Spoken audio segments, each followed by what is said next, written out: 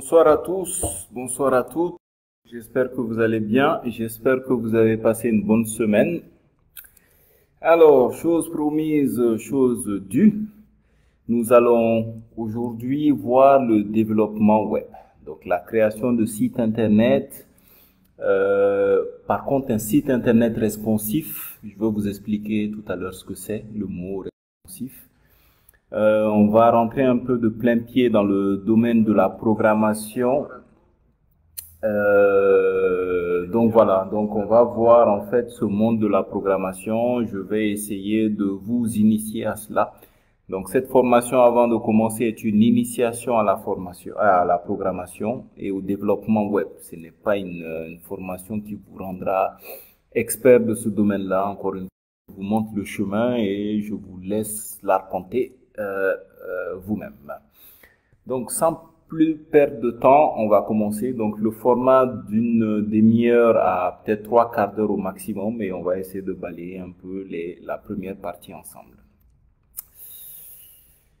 La meilleure application est une page blanche. Alors, généralement, les gens qui commencent en fait le développement web ont peur de se confronter à la critique.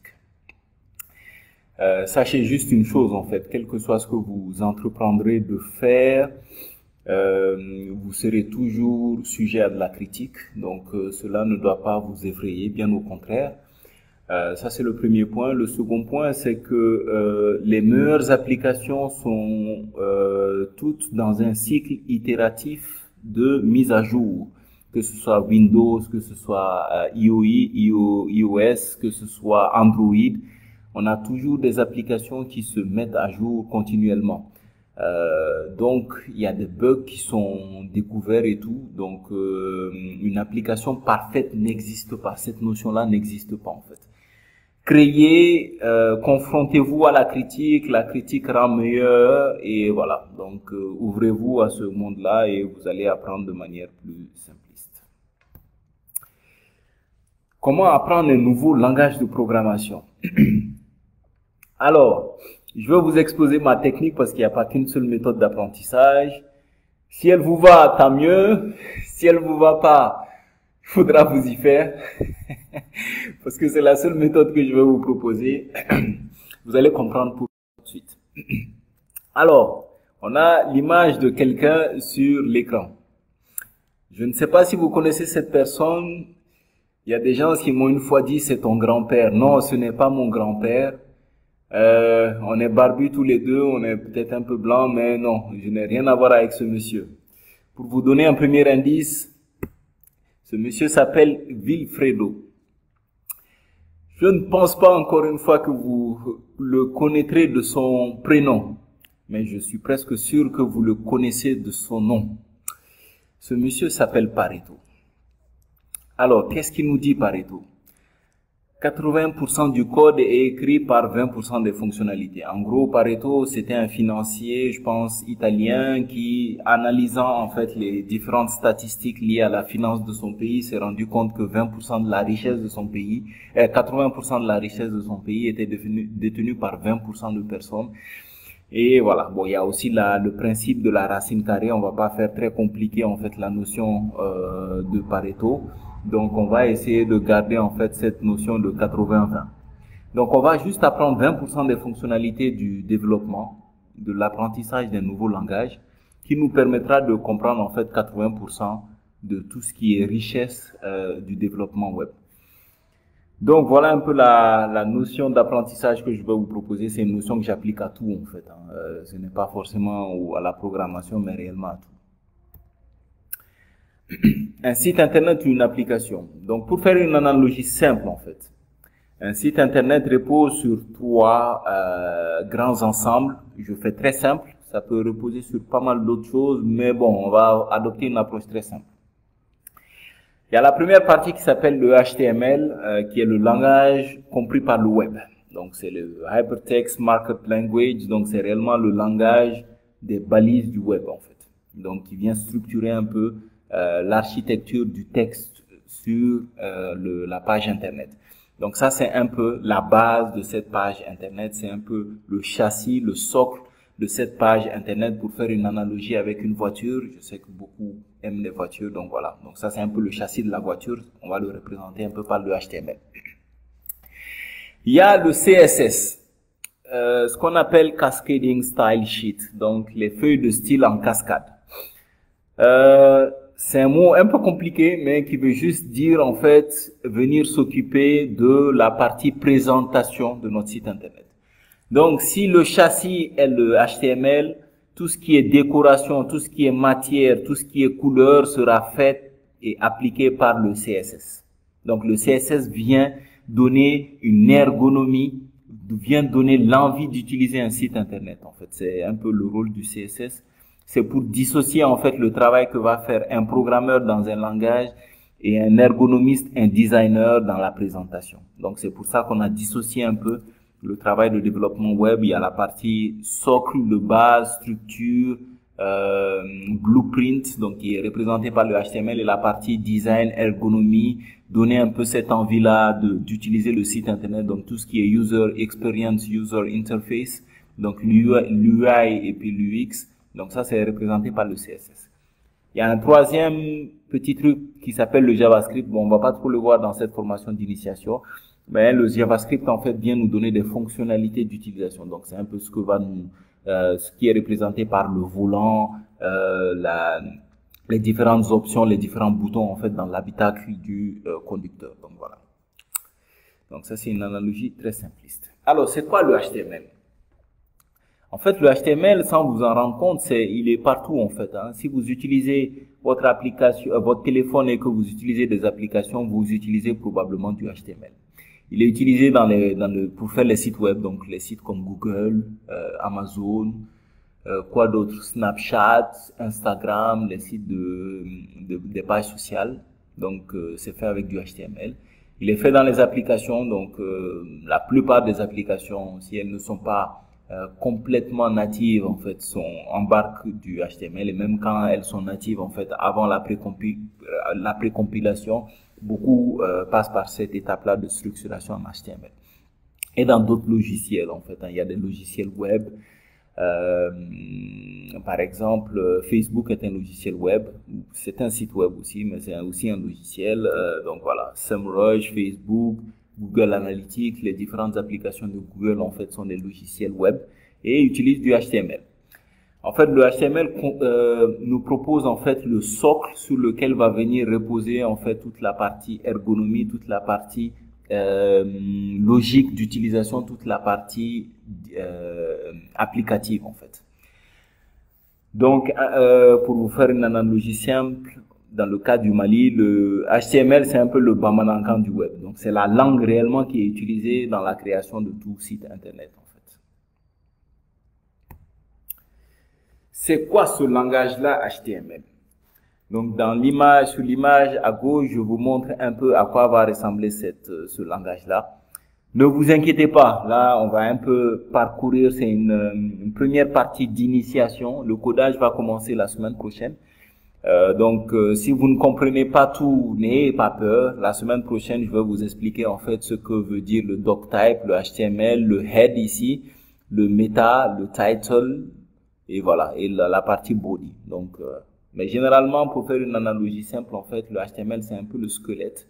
Et dans le squelette, il y a la partie du haut, donc tout ce qui est tête. Il y a il y a le corps et tout ce qui est pied, footer. Donc, c'est réellement une analogie simple. En fait, c'est un squelette humain, le HTML. À la base, le HTML était créé pour faire uniquement du traitement de texte. Donc, au départ, le projet s'appelait Runoff. Après, il a été remplacé par du JML, après du XML qui devait être un standard. Finalement, le HTML est sorti. En fait, le HTML à la base ne devait pas vivre très longtemps. En fait, il devait être remplacé par du XML. Donc, l'appropriation massive en fait de ce langage-là a fait que il a perduré dans le temps et l'un des langages les plus utilisés aujourd'hui auxquels on fait face. C'est un langage qui repose sur des scripts en fait. Donc, c'est un langage qui utilise des scripts. C'est des guillemets. Enfin, on utilise des signes comme supérieur, inférieur et des slash en fait pour venir nous délimiter les balises. Vous voyez par exemple dans le head, Le head est compris entre le signe inférieur et supérieur. Et pareil, il se ferme entre les signes inférieurs et supérieurs en bas avec un slash qui vient délimiter en fait la fin de cette balise et dedans on met les différentes informations. Donc je vais vous expliquer cela la semaine prochaine. Donc le formatage n'est pas le contenu sera mis en fait dans ces différentes balises là de formatage. En fait, ce langage-là est devenu un fourre-tout.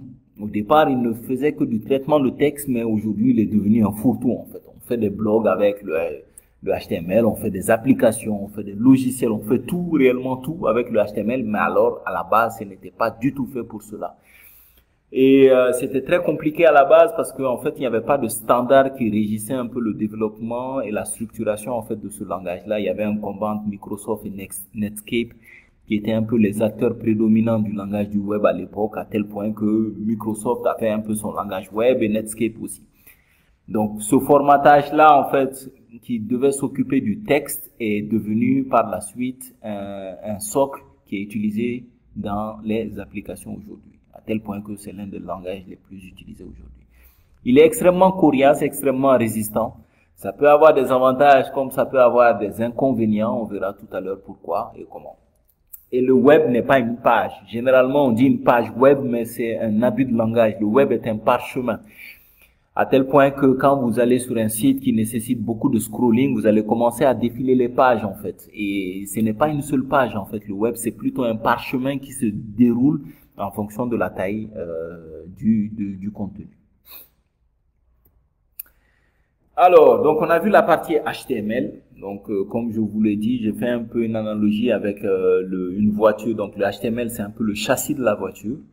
Il y a ce qu'on appelle le CSS. Le CSS, le Cascading Style Sheet, donc c'est un mot barbare qui veut juste dire des feuilles de style qui vont s'occuper du style en fait de votre page internet, de votre page web, du design, de l'ergonomie de votre page internet et donner envie d'utiliser en fait votre page. Parce qu'une page simple, on va le voir tout à l'heure, une page simple en fait c'est juste, comme on le dit, hein, le HTML à la base ne s'occupe que du texte en fait à la base. Donc après on a ajouté quelques options de traitement d'images, de vidéos, des choses comme cela, surtout avec la dernière release du HTML qui est la version 5.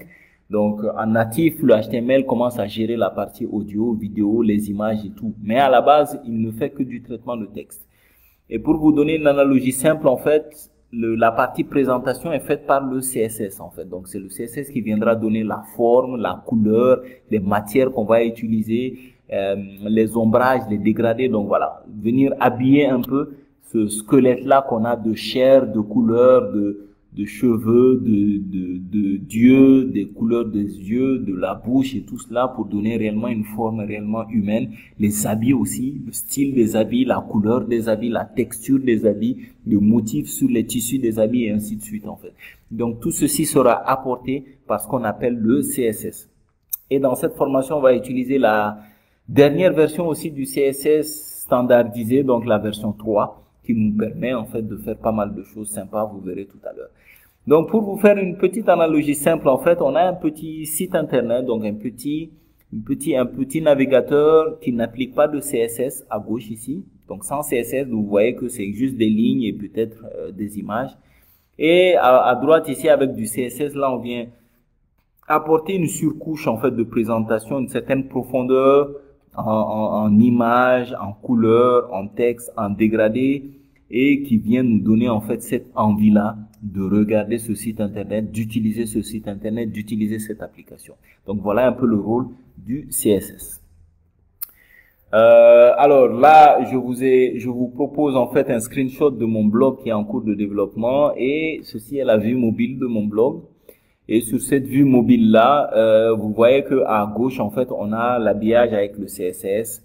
Donc, on a, voilà, il y a mon icône, qui je suis, qu'est-ce que je fais, les différentes options que je vais proposer, des options gratuites et payantes, bien sûr. Donc, voilà. Donc, et le design du texte, les choix de l'épaisseur du texte, les couleurs et tout, et la structuration de tout cela sera fait par le CSS. Et à droite, c'est exactement le même contenu, exactement la même structure HTML, mais j'ai juste désactivé, en fait, le CSS. Et vous voyez que ce n'est plus du tout la même présentation. La présentation de gauche sur le mobile est beaucoup plus gaie, beaucoup plus jovial, beaucoup plus immersif et intuitif que la présentation de droite. Donc voilà un peu ce à quoi va servir en fait le CSS. Le CSS va donner en fait cette envie-là d'utiliser votre site internet à travers les différentes configurations que vous allez faire sur votre texte, sur votre image, sur pas mal d'éléments. Alors, où faut-il commencer? Ça, c'est une bonne question, en fait. Maintenant qu'on sait ce qu'est le HTML et qu'on sait ce qu'est le CSS, enfin, on sait par définition, on ne sait pas encore par le codage. On commence par où? Comme toute aventure, tout commence par la planification, et la planification est la clé de tout succès. Je faisais une analogie simple, en fait, généralement, quand je parle de programmation. Il m'est arrivé une fois j'ai acheté une voiture, donc on est toujours dans la voiture. J'aime beaucoup les voitures, j'espère vous aussi, parce qu'on va utiliser souvent cette analogie-là. Il m'est arrivé d'aller chercher ma voiture à Dakar et j'ai fait 1300 bornes, en fait, 1300 kilomètres en voiture. Donc c'était une aventure, ma foi, très très agréable. Alors, on n'avance pas la tête baissée, en fait, dans ce genre de projet. On planifie énormément de choses, on planifie son trajet pour le cas de ma voiture et du transit de cette dernière. On évalue le risque, on évalue aussi la consommation, les points de ravitaillement en matière d'essence et tout. Donc il y a tout un tas de choses à baliser en fait dans ce projet, les routes qu'on va emprunter et tout, et la distance totale qu'on va parcourir.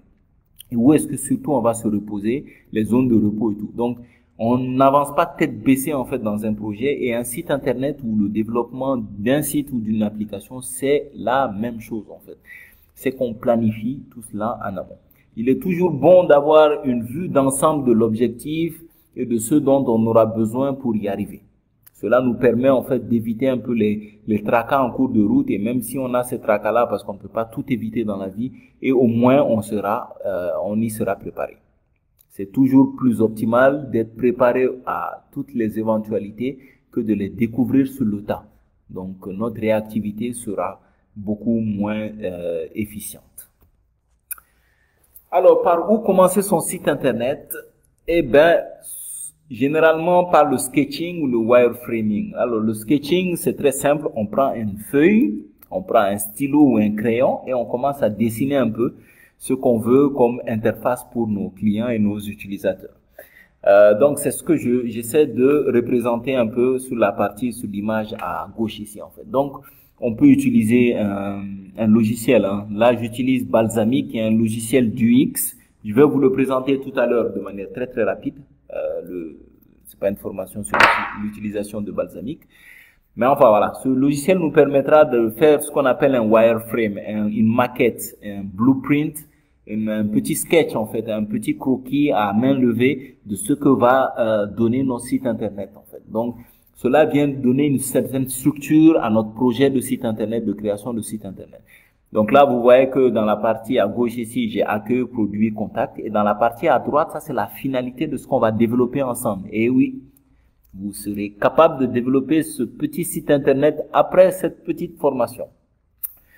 Donc voilà, donc vous voyez que du wireframe on est arrivé à la version finale en fait. Donc le wireframe, on a ce qu'on appelle le header. Comme je vous le dis, le HTML c'est un peu pour vous donner une analogie humaine, c'est un peu le squelette de notre corps. Donc il y a le haut, il y a la tête, il y a le corps et il y a le pied. Donc le header qui représente un peu la tête d'une page internet. Donc tout ce qui est contenu principal, donc le main content, et side, donc ça c'est la barre de navigation latérale ou à côté. Donc ça c'est les à côté, donc c'est les barres de navigation. Et en bas ici j'ai rajouté quelque chose qui n'était pas forcément défini dans le wireframe, mais qu'on peut aussi ajouter, c'est ce qu'on appelle footer.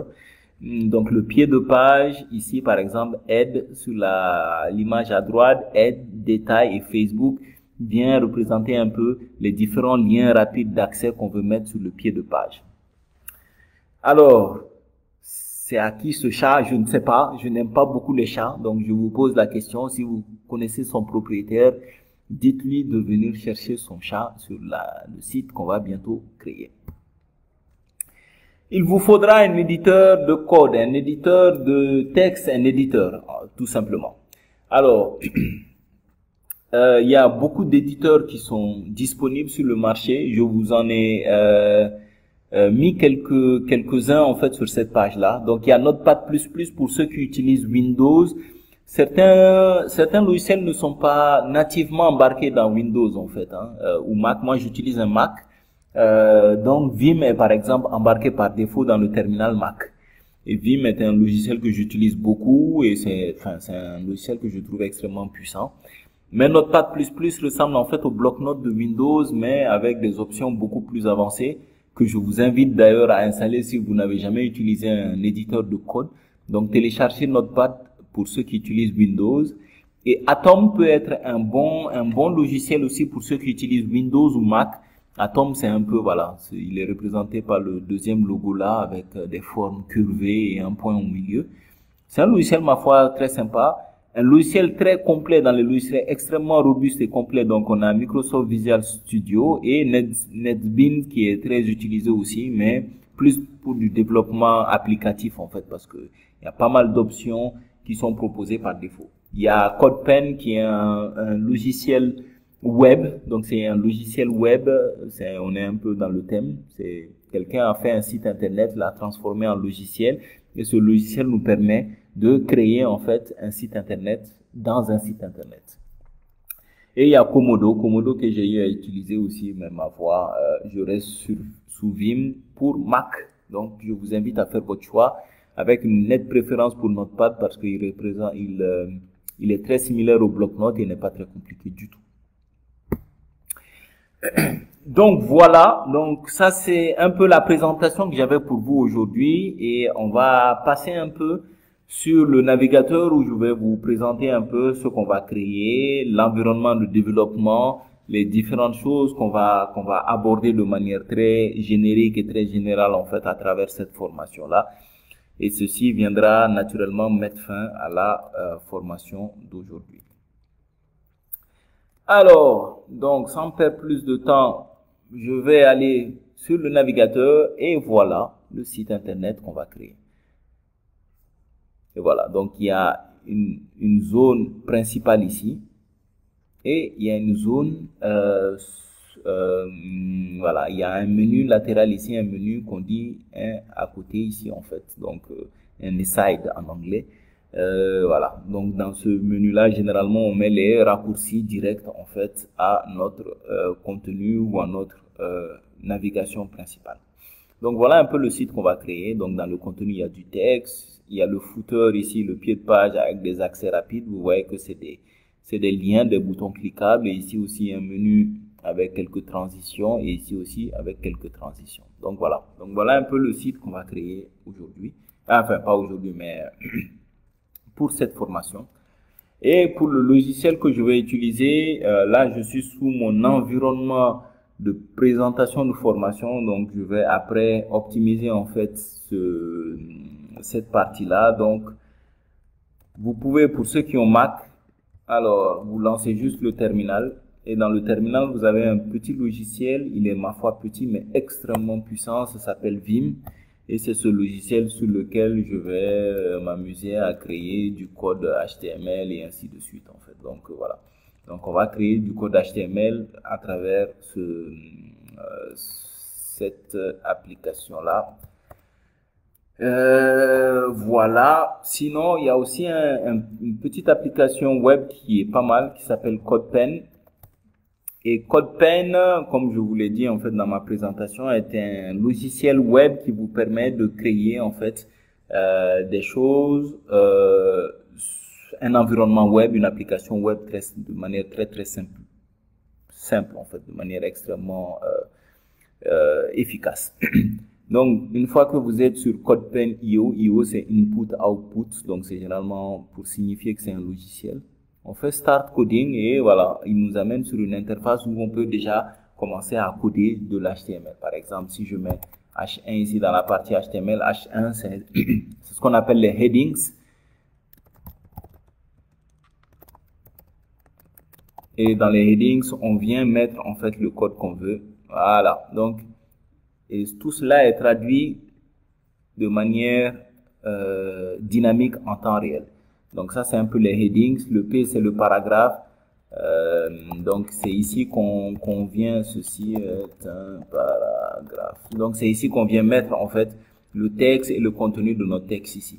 Donc dans la partie CSS par exemple, on peut commencer à créer des codes pour venir changer par exemple l'habillage de ce texte là. Vous voyez, je dis que mes paragraphes auront une couleur rouge. Je peux y donner aussi une taille par exemple et une épaisseur aussi. Donc voilà, on peut venir changer un peu tout cela à travers le CSS. Donc le CSS s'occupe de l'habillage en fait. On peut aussi par exemple donner un background color. Hop, donc ça c'est la couleur de fond. Gray par exemple. Donc voilà, vous voyez un peu, bon là le rouge n'apparaît pas bien, mais le green pourra, ma foi, être pas mal en fait. White, yeah. Okay. Donc white, voilà. Donc ça c'est un peu le rôle du CSS. Vous ne comprenez pas tout, c'est pas bien méchant, l'idée c'est juste vous montrer en fait que ce petit outil qui s'appelle CodePen.io vous permet aussi de créer un environnement de développement. Et tout ceci est rétractable, hein. Vous pouvez réduire, diminuer, réduire cette colonne, diminuer. On va pas beaucoup utiliser le JavaScript, donc on va le supprimer, je pense. Alors pour le supprimer, je me rappelle plus, mais anyway, donc on va pas utiliser cette partie-là, donc on peut voilà, le cacher simplement et partager mon écran entre le HTML et le CSS. Donc voilà. Donc en gros, voilà un peu ce que j'avais pour vous aujourd'hui. Donc, on va commencer à développer un site internet. Alors, la partie responsivité, je vais vous l'expliquer tout à l'heure. Si on va par exemple sur Google, le site de Google, donc voilà, ça c'est le site internet, donc c'est une page internet. Vous faites un clic droit, donc vous faites inspecter. Et donc ça c'est l'affichage sur un ordinateur ou une tablette. Et ici il y a un petit toggle qui est là, qui permet d'émuler en fait les affichages mobiles. Bon là Google ça ne marche pas parce qu'on ne vient pas avec un navigateur. Je vais utiliser par exemple, qu'est-ce que je vais utiliser pour donner une analogie très simple? Je suis même pas sûr que Amazon, parce qu'Amazon va détecter que je viens par un navigateur aussi, même si j'ai activé cette option et probablement, ah bon bah voilà. Donc ça marche sur Amazon, voilà. Donc ça c'est l'affichage mobile par exemple qu'Amazon me propose. Si je le bascule ici par exemple, voilà. Et vous voyez que dans le navigateur, il y a ce qu'on appelle des presets, il y a des configurations qui sont déjà préfaites ici. Par exemple, si je veux émuler l'affichage de ce site sur l'iPhone X, je sélectionne l'affichage sur l'iPhone X. Et ça me donne en fait le même affichage que si j'utilisais un iPhone X. Donc c'est ça un peu la responsivité. La responsivité vient adapter le contenu au handset, au device, au terminal utilisé par le client final. Il est juste primordial de faire responsive aujourd'hui en fait. Sans cela, vous serez non seulement déranké les moteurs de recherche. Le ranking, c'est le classement, excusez-moi, c'est le classement à travers l'utilisation des mots-clés. Donc, si quelqu'un vient taper le nom de votre site internet et que vous n'êtes pas mobile first ou responsive, je vous expliquerai un peu ces termes-là la semaine prochaine. Google va venir déprioriser votre contenu par rapport à un autre site. Donc voilà. Donc Amazon, un affichage normal d'Amazon par exemple. Voilà ce que j'avais pour vous aujourd'hui. Ceci vient de mettre fin à la présentation du jour. Ça, c'est l'objectif final. Donc, c'est le petit site internet qu'on va pouvoir développer ensemble à la fin de cette formation. Donc, voilà. Donc, la semaine prochaine, on va commencer la partie HTML et ainsi de suite jusqu'à arriver à cette finalité-là. Écoutez, j'espère que cette formation vous plaira. J'espère que le contenu vous sera pertinent et utile et vous plaira. En tout cas, j'ai eu j'ai pris plaisir à le créer et j'espère que vous prendrez plaisir à le découvrir. Si vous l'avez aimé, ce contenu, n'hésitez pas à le partager à vos amis, à vos proches qui veulent s'initier à la programmation, qui veulent en prendre plus. Juste partager mes pages sociales avec vos proches. On se dit à la semaine prochaine. Portez-vous bien